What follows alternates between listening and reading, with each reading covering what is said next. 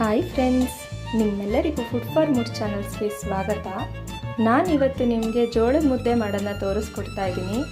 ಜೋಳದ ಮುದ್ದೆ ಮಾಡುವಾಗ ಗಂಟಾಗಿದ್ರೆ ಅದನ್ನು ಹೇಗೆ ಸರಿ ಮಾಡಬೇಕು ಅನ್ನೋದನ್ನ ತೋರಿಸ್ಕೊಡ್ತಾ ಇದ್ದೀನಿ.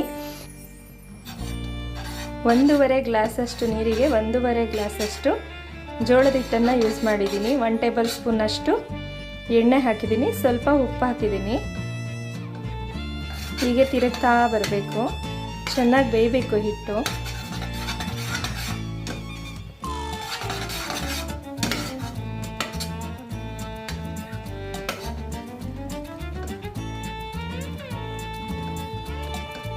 ನೋಡಿ, ಈ ಥರ ಮಾಡ್ತಾ ಬಂದರೆ ಮುದ್ದೆನಲ್ಲಿರೋ ಗಂಟೆಲ್ಲ ಹೊಡೆದೋಗುತ್ತೆ.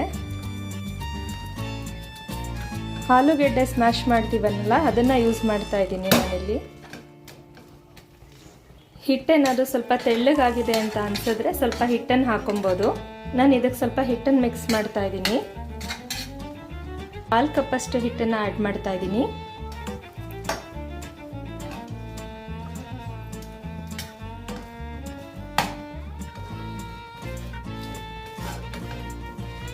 ಈ ರೀತಿ ಸ್ಮ್ಯಾಶ್ ಮಾಡೋ ಥರ ಮಾಡ್ತಾ ಹೋದರೆ ಹಿಟ್ಟಲ್ಲಿರೋ ಗಂಟೆಲ್ಲ ಹೊಡೆದೋಗುತ್ತೆ.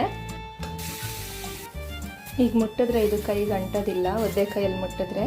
ಸೊ ಈಗ ಈ ಮುದ್ದೆ ಆಗಿದೆ, ಇದನ್ನು ಕಟ್ಕೊಳ್ಳೋಣ.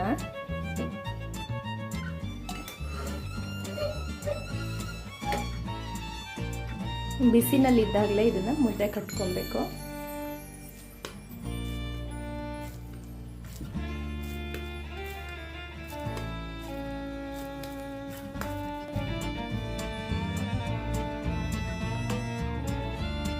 ಸ್ವಲ್ಪನೂ ಗಂಟಿಲ್ಲದೆ ಸಾಫ್ಟಾಗಿ ಜೋಳದ ಮುದ್ದೆ ರೆಡಿಯಾಗಿದೆ.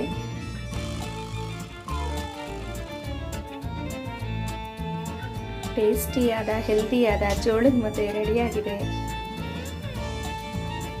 ತುಂಬ ಚೆನ್ನಾಗಾಗಿದೆ. ಒಮ್ಮೆ ಟ್ರೈ ಮಾಡಿ. ಈ ಟಿಪ್ಸ್ ನಿಮಗಿಷ್ಟ ಆದರೆ ಲೈಕ್ ಮಾಡಿ, ಶೇರ್ ಮಾಡಿ, ನನ್ನ ಚಾನಲ್ಗೆ ಸಬ್ಸ್ಕ್ರೈಬ್ ಮಾಡಿ. Thank you.